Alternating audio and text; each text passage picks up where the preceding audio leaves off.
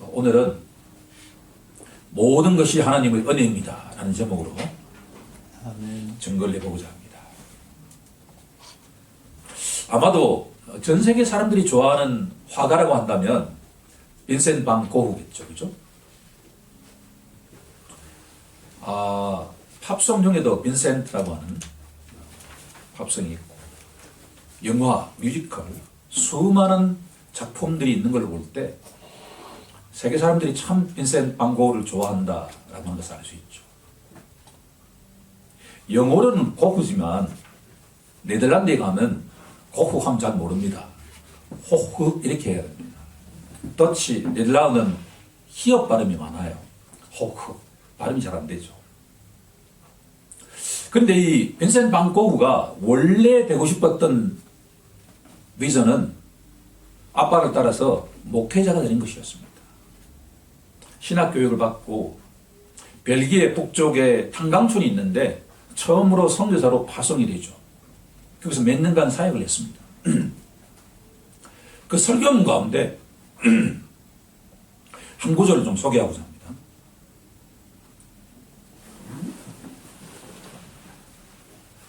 우리 기독교인들에게는 옛날부터 내려온 그리고 지금도 여전히 소중한 인생관이 있습니다. 그것은 우리의 삶은 철로 역정이라는 것. 다시 말하면 우리는 이 세상의 나그네라는 인식입니다. 그러나 그렇다고 할지라도 우리의 아버지 하나님께서 함께 하시기에 우리는 절대로 혼자가 아닙니다. 우리는 순례자들이고 우리의 삶은 이 땅으로부터 천국에 이르는 긴 여정이기 때문입니다.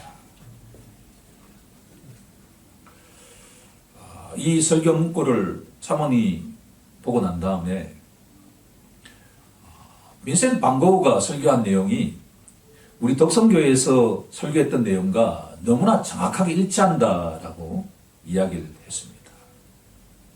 당연히 지난 한 해 모든 것들이 하나님의 은혜라고 하는 이 내용을 순례길을 걸어가는 우리 모두다라고 하는 관점에서 한번 점검해 보고자 합니다. 우리가 이 땅에 태어난 것은 다 다르지만 그 목표점은 동일합니다. 주님이 계시는 저 천국을 향해서 우리가 한 발자국 걸어가고 있는데 금년 한 해 동안에 우리가 여기까지 하나님께서 은혜를 주시지 않았다고 한다면 절대로 현재 우리가 있을 수가 없다라고 하는 겁니다.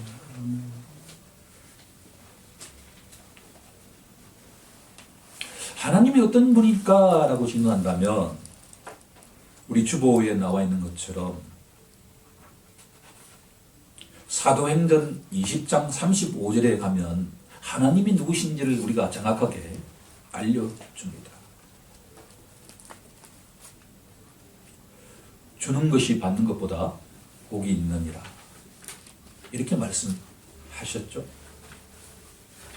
하나님은 우리에게 모든 것들을 주시는 분입니다.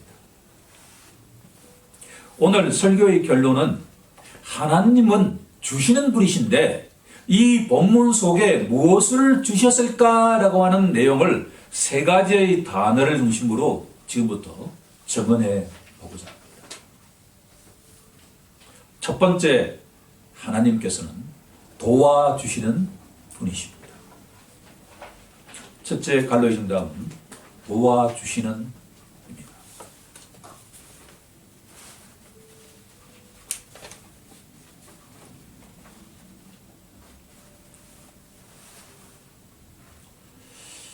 우리가 지난 한 해를 돌이켜보면 지금의 우리 각자가 너무나 당연한 것 같지 않습니까? 그렇죠? 그런데 제가 어떤 책을 읽다가 가장 세계의 선진국인 미국에서 임신한 산모가 유산할 확률이 25%에 달한다라고 하는 글을 읽고 난 뒤에 깜짝 놀랐습니다.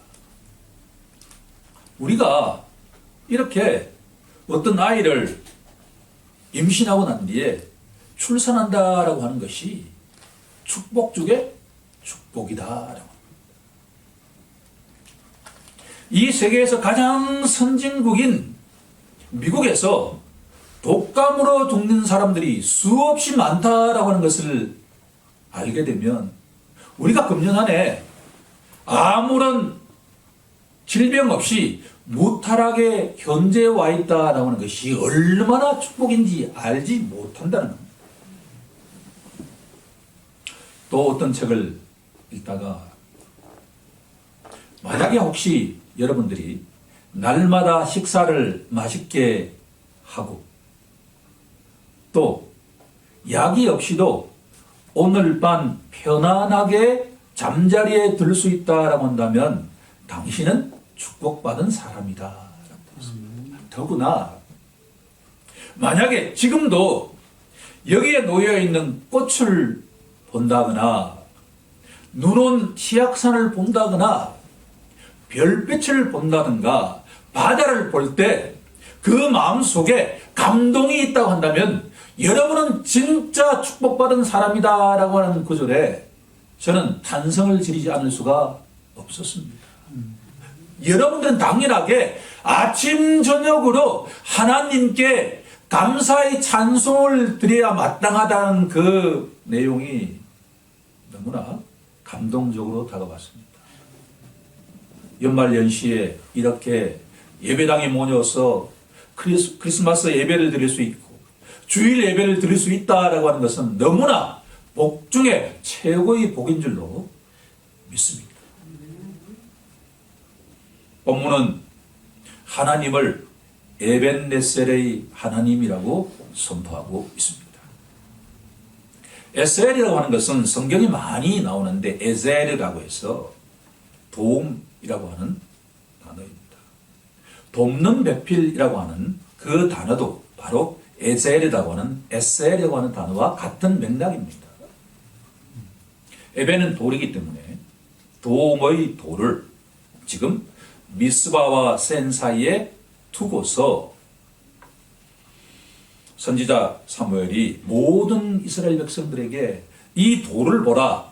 이 돌을 보는 순간에 지금까지 블레셋으로부터의 공격을 다 막아주신 하나님이 역사다라고 선포하고 있습니다. 금년 한 해를 보내는 이 시간 속에 우리 각자에게 에벤에셀의 그 돌을 기억하는 우리 모두가 되길 간절히 소망합니다. 돌이 중요한 것이 아니라 하나님께서 역사하셔서 여기까지 우리가 건강한 모습으로 새롭게 새해를 맞이할 수 있는 위치에 와 있다라고 하는 것이 바로 에벤네셀의 하나님이 살아 역사하신다는 증거라는 말씀입니다. 그런데 한 가지 강조하지 않을 수 없는 것은 이 사무엘상 본문 속에는 에벤네셀이라고 하는 단어가 그 이전에 두 차례에 걸쳐서 등장하고 있다라고 하는 것을 확인코자 합니다. 우선 사무엘상 4장 1절에 가면 이스라엘은 나가서 블레셋 사람들과 싸우려고 에벤네셀 곁에 진치고 라는 단어가 등장합니다. 사무엘상 5장 1절에 가면 블레셋 사람들이 하나님의 계를 빼앗아가지고 에벤네셀에서부터 아스도드에 이르니라 라고 되어 있습니다. 그러니까 이 사무엘상 전반부에는 에벤네셀이라고 하는 단어가 세 차례 등장하는데 앞에 있는 두 번의 에벤네셀은 실패한 에벤네셀이었다고 한다면 세 번째 본문에 등장하는 에벤네셀은 바로 승리의 에벤네셀이다라고 하는 것을 알 수가 있다라고 합니다. 그러면 동일한 에벤네셀이라고 하는 지역과 에벤네셀이라고 하는 돌이 있는데 왜 전자는 실패했지만 후자는 승리했을까라고 하는 것이 오늘 우리가 깨달아야 하는 첫 번째 교훈이다라고 하는 겁니다. 4장 1절을 가만히 관찰하게 되면 이스라엘 백성들은 하나님의 언약궤를 가지고 있기 때문에 블레셋과의 전투에서 백전백승할 것이라고 예상했습니다. 그렇지 않습니까? 하나님의 언약궤라고 하는 것은 그 지성소에 들어가 있는 두 천사 사이에 하나님이 임재하시는 그 본질적인 내용이 언약궤 아닙니까? 그러니까 이 세상에서 언약궤를 갖고 있는 이스라엘 백성들은 당연하게 언약궤가 없는 블레셋과 전투한다 그러면 이긴다고 생각하는 것이 합리적이지 않느냐라고 하는 겁니다.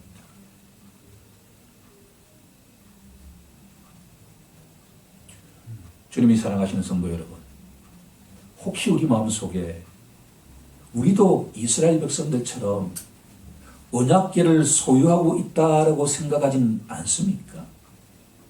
하나님이 내 속에 함께 하시니 내가 하나님을 소유하고 있는 게 아닌가라고 생각할 수 있다라고 합니다.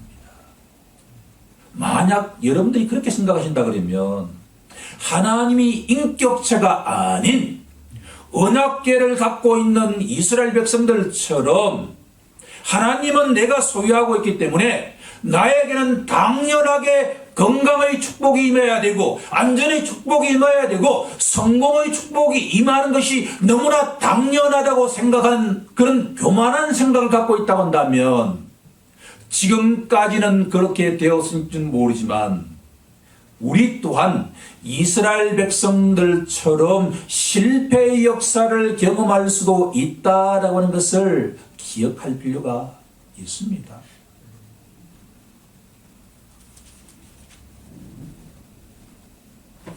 하나님께서는 절대로 우리가 소유할 수 있는 존재가 아닙니다. 하나님께서는 우리에게 지난 한 해 동안에 우리가 그런 선물을 받을 자격이 없음에도 불구하고 우리에게 안전의 도움을 축복을 주신 분이다라고 하는 것을 기억하는 우리 모두가 되길 간절히 소망합니다.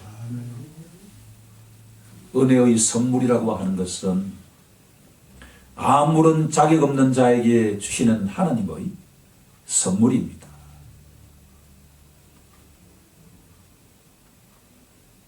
우리 모두 우리를 도와주시는 하나님이 아니었다고 한다면 지금의 우리가 있을 수 없다라는 하는 것을 진실하게 고백하는 우리 모두가 되길 간절히 축복합니다.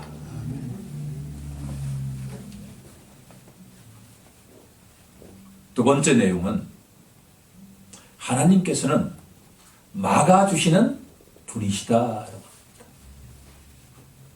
두 번째 갈로의 정답은 막아주시는 하나님이십니다.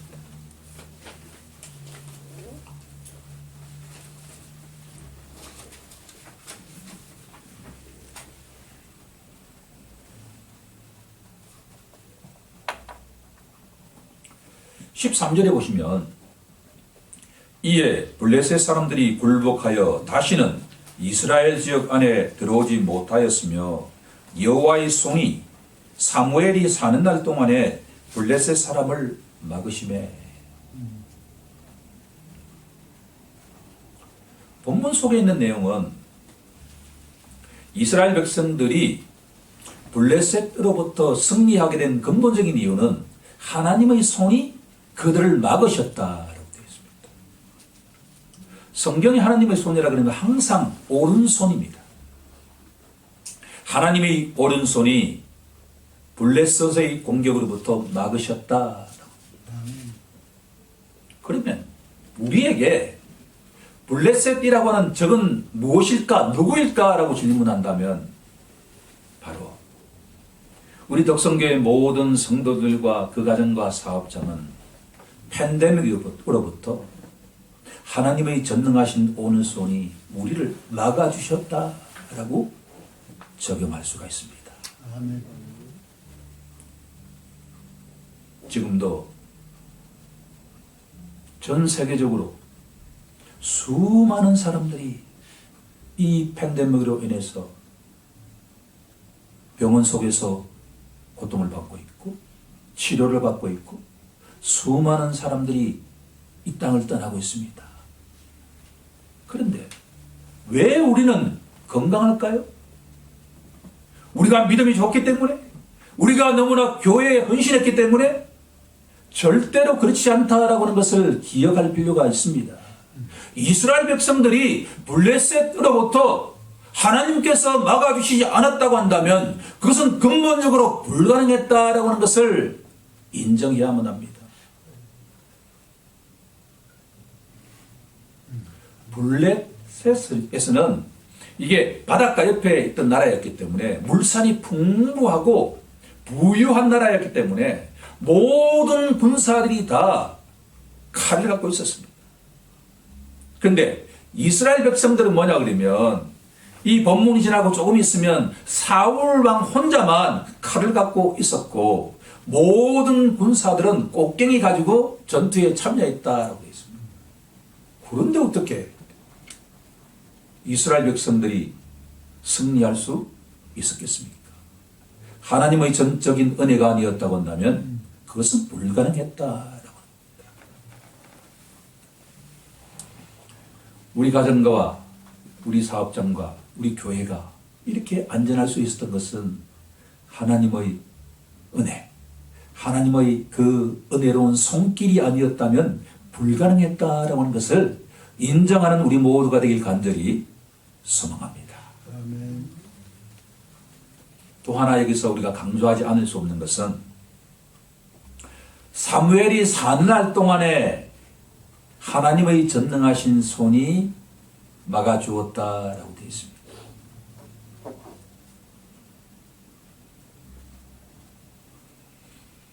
여기서 우리가 중보자의 원리를 우리가 이끌어낼 수 있는 근거가 되기 시작하는데 사무엘이 사는 날 동안에 하나님의 전능하신 손이 이스라엘 백성들을 구원해 주었다라는 말씀입니다. 그러면 사무엘이 죽고 나면 이야기는 달라질 수 있다라고 하는 것을 전제하고 있지 않습니까? 그렇죠?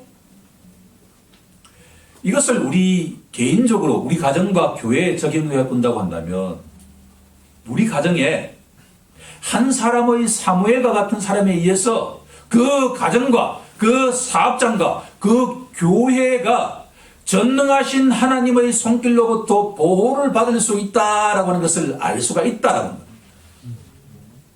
주 예수를 믿으라 그리하면 너와 내 집이 구원을 받으리라. 이 말씀도 동일한 말씀 아닙니까?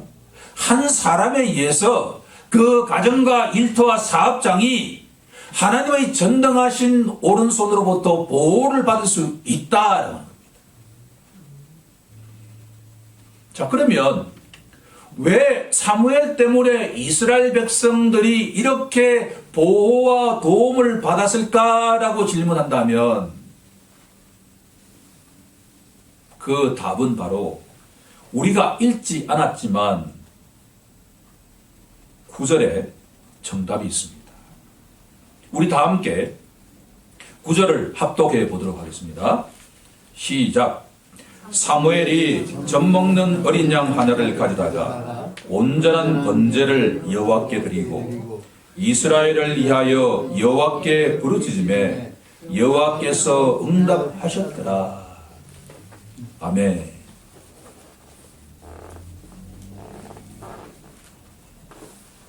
사무엘은 기도의 용사였습니다.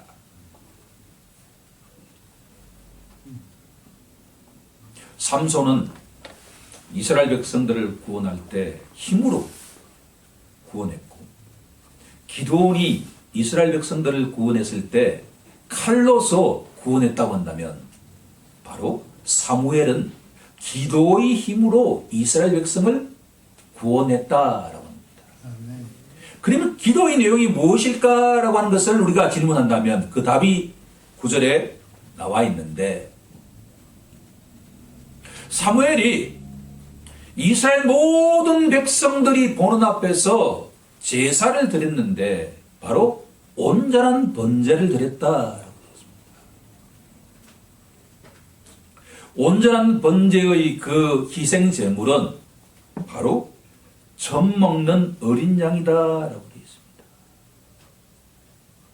사무엘이 이스라엘 백성들을 위해서 어린 양 하나를 온전하게 번제로 드리자 하나님께서 그 제사를 받으시고 이스라엘 백성들을 구원해 주셨다라는 내용입니다. 자, 그러면 이 사무엘이 가리키고 있는 것이 누구일까라고 질문한다면 바로 세상 죄를 지고 가신 어린 양이신 예수 그리스도 그분이 아닐까라고 우리가 질문하지 않을 수가 없습니다. 예, 그렇습니다. 사무엘 때문에 이스라엘 백성이 구원을 받았다고 한다면 예수 그리스도를 통해서 모든 세상 사람들이 믿음으로 고백하는 자에게는 그 축복이 임할 수 있다라고 하는 것을 선포하고 있는 내용입니다. 자, 이제 세 번째 내용으로 한번 가보도록 하겠습니다. 첫 번째 내용이 우리를 도와주시는 하나님이고, 두 번째 내용이 우리를 막아주시는 하나님이라고 한다면, 세 번째 내용은 평화를 주시는 하나님입니다. 평화입니다.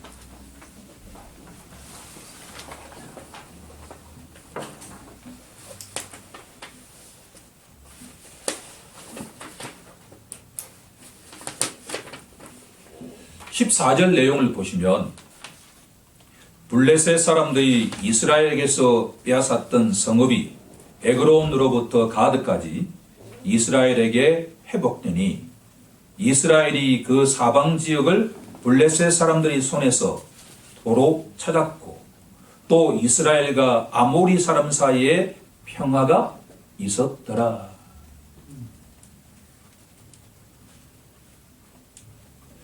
가나안 족속을 대표하는 족속이 바로 아모리 족속입니다. 이스라엘의 가장 원수가 누구냐고 하면 아모리 사람들인데, 하나님께서 이스라엘과 최대의 원수인 그 아모리 사람들과의 관계에서도 화평의 축복을 허락하셨다라고 되어 있습니다. 그런데 그 축복 역시 사무엘이 살아있는 동안에 주셨다라고.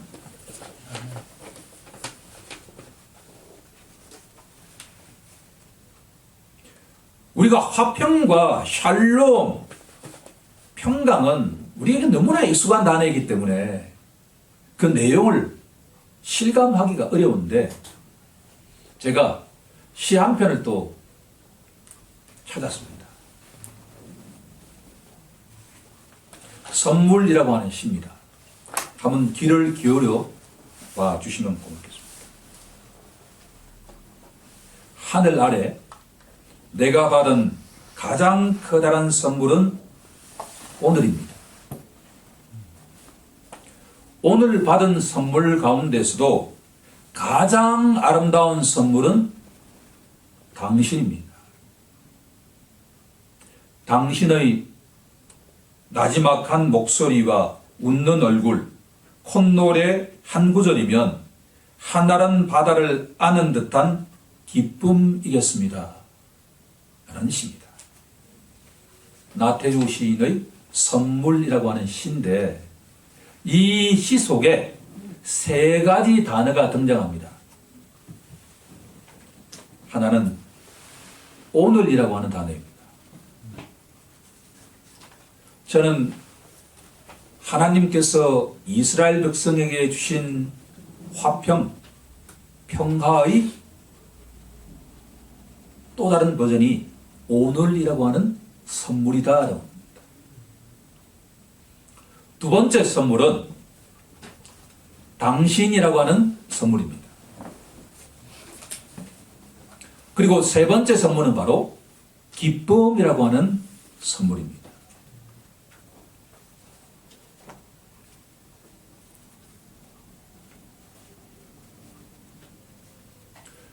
이 세 가지 단어를 묵상하면 묵상할수록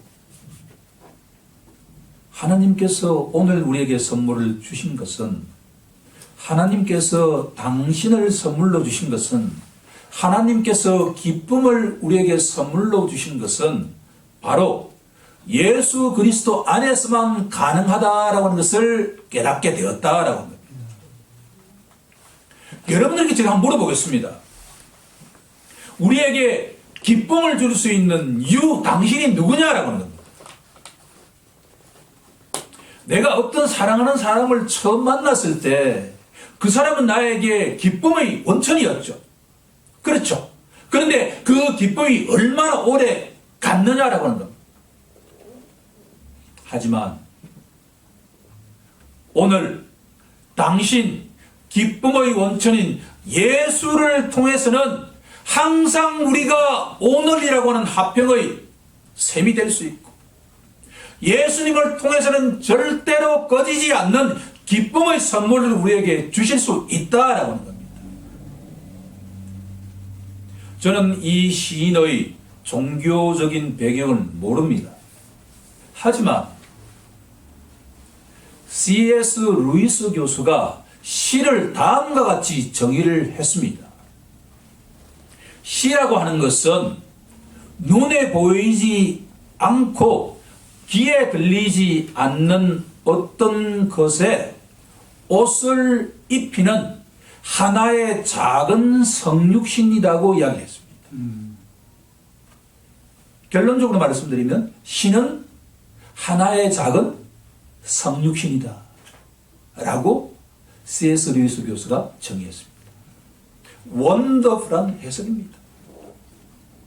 이 루이스 교수의 성육신이 바로 시라고 하는 이야기를 갖다가 이 나태주 시인의 시에서 본다면, 이 시인을 통해서 주님이 우리에게 선포하고 있는 것은 이 세상에서 가장 중요한 선물은 바로 오늘 이 순간이다라고 하는 겁니다. 그런데 그 오늘 이 순간이 왜 우리에게 선물이냐 그러면, 예수님 안에 있는 자에게는 바로 오늘이 가장 중요한 선물인데 그 속에서 기쁨이 충만하게 된다라는 겁니다. 그것이 바로 하나님이 우리에게 주시는 화평의 내용이라고 저는 해석하고자 합니다. 이제 이 말씀을 좀 정리해 볼 시간을 갖고자 합니다. 15절 이하에 보시면 사무엘이 사는 날 동안에 이스라엘을 다스렸고,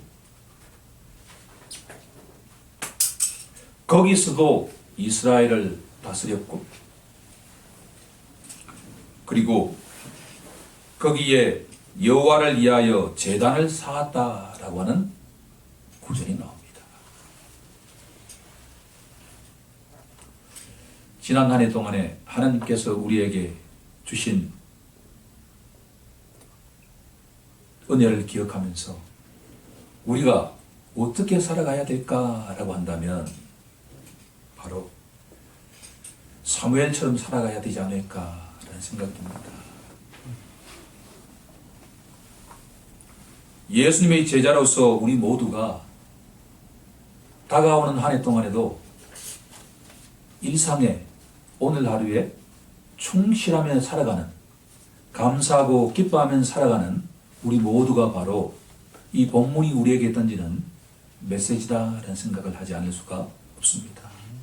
우리 모두 그렇게 한 해를 맞이하길 우리 주 예수 그리스도의 이름으로 간절히 축원하옵나이다.